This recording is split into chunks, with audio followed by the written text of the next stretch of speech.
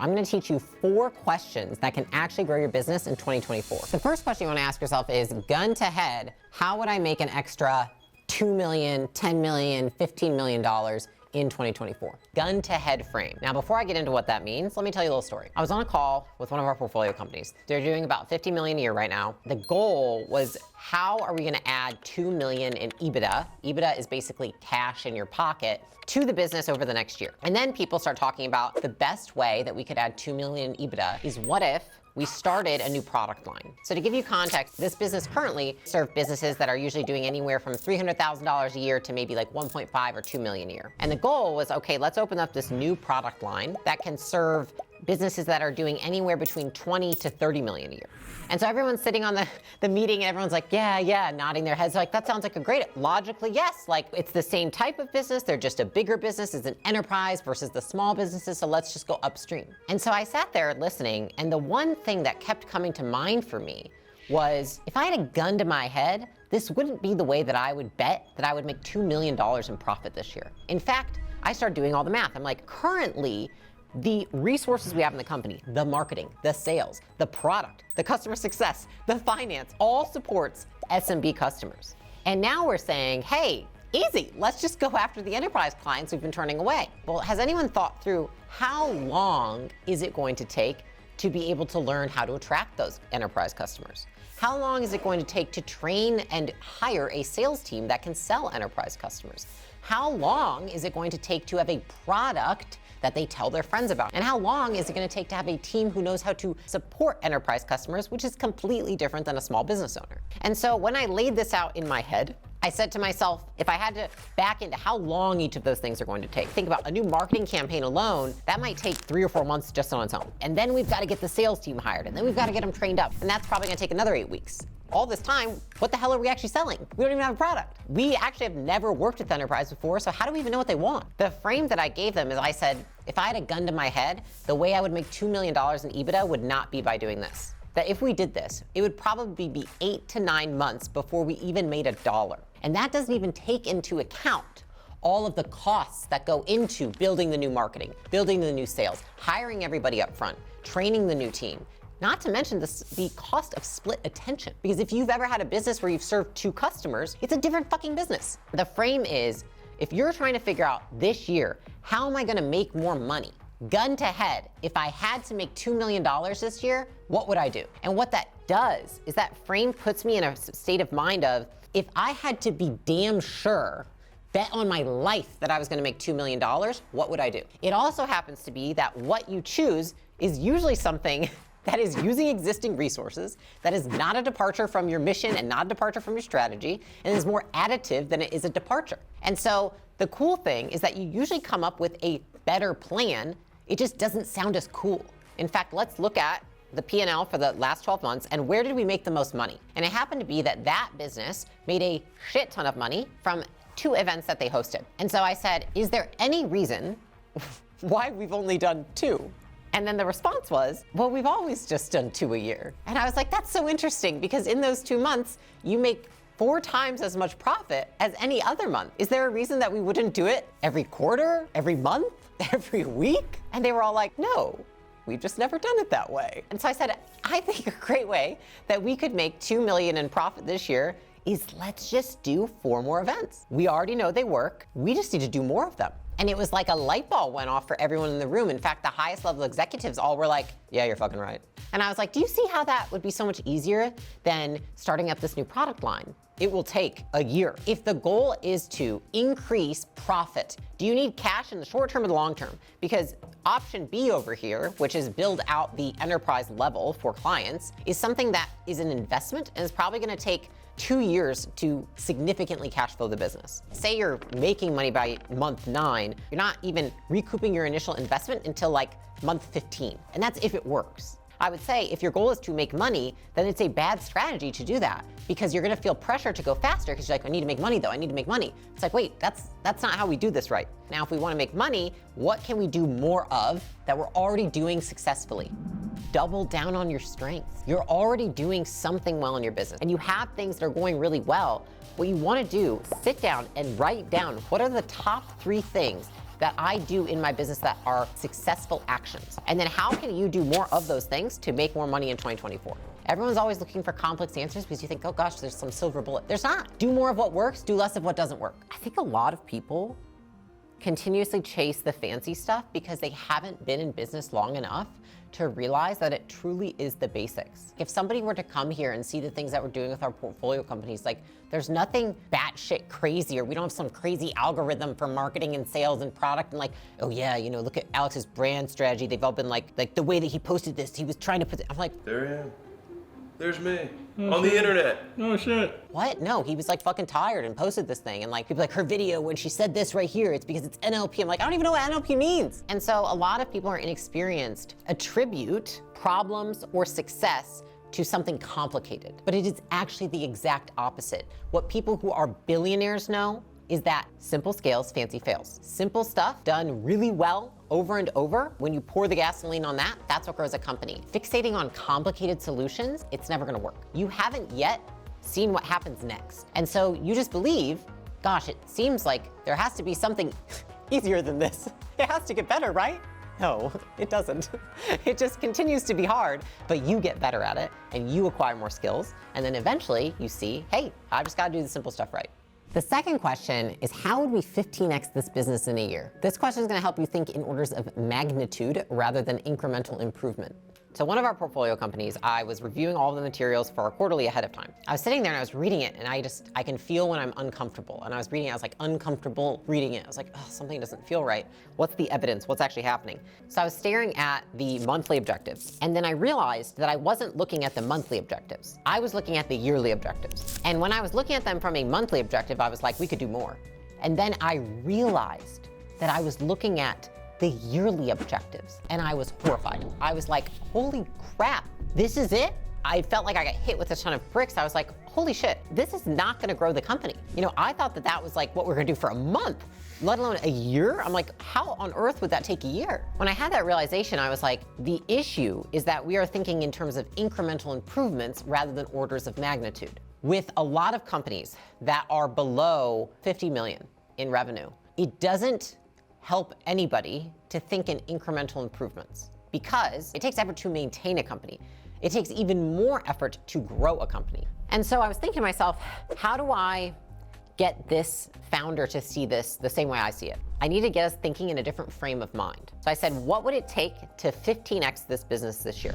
Because here's the thing, most people can't even go to that level. You would need resources that you don't have today. You would need people that don't exist. You would outgrow your systems, which currently would absolutely break. What most people do when they hit that is they say, oh gosh, I don't think we can do that because like think of all the stuff I'd have to do. That's like what growing a company is.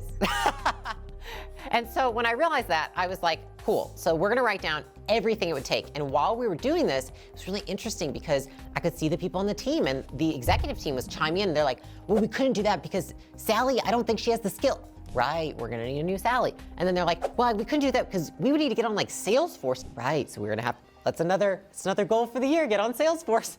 And then they're like, wait, you know, if we were doing that, we would have to compensate our sales team to, yes, so we're going to have to change the compensation of the sales team.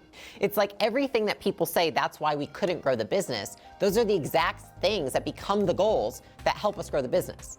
The issue is that what I was seeing happen to everyone on the call is that they're keeping themselves stuck in this frame of thinking very small. The whole time, they kept telling me why they couldn't do the thing. And I kept taking their objections and flipping them onto why we could do the thing. You just told me how to do it. You told me that system would break. So in fact, what that means is we need a new system. If you can take your objections and flip them into a prescription for how to grow your business, this is what people who win do. They look at the constraint and they turn it into an opportunity to achieve their goals. So I'll give you a personal example of this. I just hit like 400K on Instagram. And so I was like, maybe this year we could figure out like how instead of getting to like 500K, like how would it get to 600 or 700K this year? And then I was like, you know, what I just realized is the same principles that I applied to business could be applied to content. So instead of saying, how am I gonna get Layla from 400 to 600K this year, which doesn't really excite me, what would it take to get Layla from 400K to 3 million this year? What would have to happen? And so it can put me in a completely different frame of mind. I was like, well, I would dedicate twice as much time to content. I would start up a new podcast show. I would write a book. I would work on content every day rather than one day a week. And so I started just listing out all the things that I would have to do to make that happen. The same principle that you can apply to business, like I just explained, that I can apply to content, like I just explained, can be applied to any area of your life. And I have seen that most of the time, setting a higher goal works, but how you manage your emotions around that goal and your expectations and the teams and how you react when you hit or don't hit a goal, I think is more important than if you're setting it higher or lower. And I think it puts you in a great frame because the likelihood that every time we say, hey, how am I gonna 15x my business? How am I gonna 6x my content? That we actually hit that exact 6x or 15x? I don't know, right? I don't have like the math on that or the statistics. But what I do know is that you'll hit more than if you try to grow 20%. The third question is, what would it take? The moment that you ask yourself these questions, you're gonna be thinking of all the reasons that this wouldn't work. And a lot of the times you can take the things that are the reasons why it can't work and turn them into the things that you need to do to make it work. I want you to ask yourself, what would it take to 15x my business in 2024? And I want you to write down all the reasons you can't do it. And then what I want you to do is exactly what I just did. Turn those reasons into tasks to do to grow the business. And then you're gonna look at it and say, well, gosh, Layla, I don't know how to make a funnel that way, or I don't know how to migrate into that CRM, or I don't know how to build a sales team of 30 people. Then you get to determine, what skills do you need to acquire to grow the business to this degree? Or does just somebody have to have? Somebody has to have the skill of doing these things. It doesn't mean it needs to be you. Every objection you have to growing your business can turn into a goal to grow it. Okay, so we were meeting with one of our portfolio companies and the business does around 6 million a year in revenue. It's on the smaller side and the business was growing for 3 quarters. And then this last quarter, it is stagnated. And I was talking to the CEO asking her, what did you do that caused it to stagnate, essentially? I could tell that she was so in the weeds because she told me about 60 different things that they did as to why it stagnated. And I was like, I'm pretty sure like your executive assistant, like not bringing you coffee didn't have anything to do with it stagnating. Nonetheless, what it told me is that she was very much in the weeds of the business and she was involved in absolutely everything. And that actually pointed to more of a problem itself, which was for every solution that we would present, she just told me 16 ways why it wouldn't work. And so the frame that I flipped to her is I said, well, what would it take to make it work? And then she started listing out, begrudgingly, all of the things that she would need to do to make the business work. I would need a new marketing and sales leadership, probably demote my head of customer success. I think that I would have to bring in somebody to create a new product. I would have to implement a way more rigorous sales training program. She's like, but we don't have any of those things. And that is what keeps a lot of businesses stuck. They're constantly referencing what exists today as a reason for what cannot exist tomorrow. We've gone through, what does it take to hit this revenue target? And then they list out everything it takes. And I say, great, I'd love you to create an org chart that supports that. One rule, no names on the org chart. And the org chart looks great. Most of the time it's like, that makes sense. We'll move maybe this or that. But like overall, this makes a lot of sense. I think this would support our goals. And as I'm going through it and I'm asking questions, I can see their face getting more and more concerned. And I say, like, what's wrong? Well, if this was the org chart, where would Sally be? But there's usually 1 to 3 people in an organization that because the founder's so close to them, they put off making massive changes to grow their business because they're concerned about that one person. And what it does when you have no-name org charts is it exposes to you that one, you are capable of hitting the goal. You do know how to put the organization together to hit that goal. But also on the third consequence of that is that you probably do have people changes that you have to make. So all of the things that we just listed out that are reasons that the business could not hit that revenue target now become our goals for the year. This is the list of things we need to do to hit that revenue target. If we change these things, we upgrade these things, we add these people, then we are able to hit our targets. And so that's how you can use your natural inclination for negativity to your advantage if you can flip it. And then these 3 questions lead you to thinking, okay, that all sounds great, Layla, but who's gonna do it?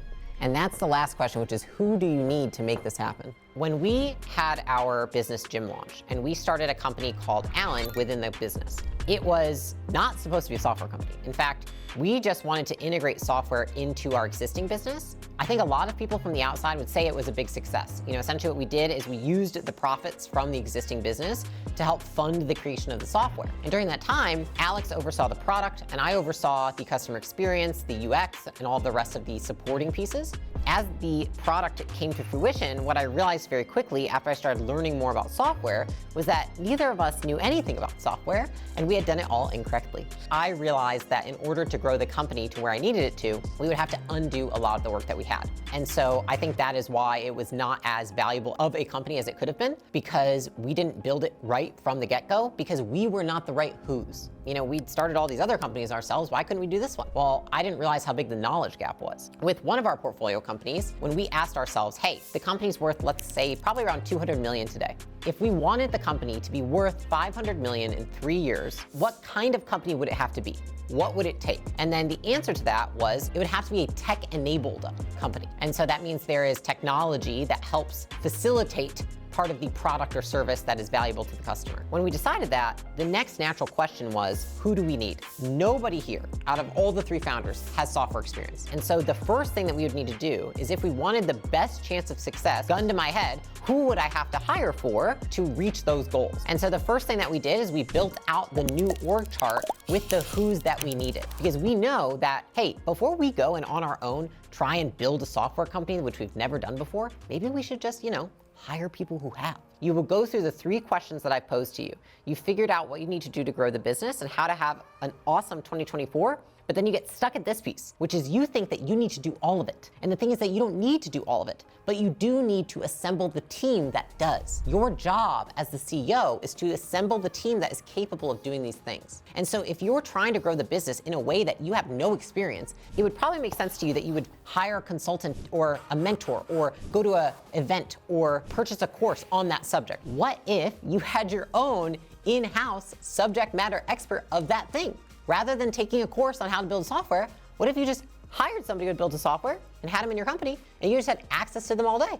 It sounds simple, but that's how you do it. And that's how big companies get to where they are, because they have those resources internally rather than constantly grabbing externally and then trying to do it themselves. Great, Leila, so I need to hire a CTO. How do I even know that a CTO is good? I apply the same principle to interviewing that I do to reading books. So if I'm trying to learn something that I've never learned before, I'm gonna try and find the best books on the subject and read 10 of them, and then take the common threads that I see throughout them. And then usually those common threads end up being like, those are sound principles that seem to be agreed upon by all people. I take that and I apply that same concept to interviewing. So I will interview 10 candidates, and I will ask them how to solve these problems that they would be doing in their role, and then I take the common threads from their solutions, and that is exactly what I use as the framework. So now I know what good looks like because I've interviewed people enough times to see what are the common threads that they all say. What are the things that all of them are repeating? And then I use that to develop a rubric to which I can then put all of the candidates through to say who's a A+, a B, or a C. I hope you enjoyed this video. If you're thinking to yourself, this was all really great, but I'm 3 million in revenue, or 10 million in revenue, or 50 million in revenue, I have a video that I made where I contextualize what you need to do based on how big your business is.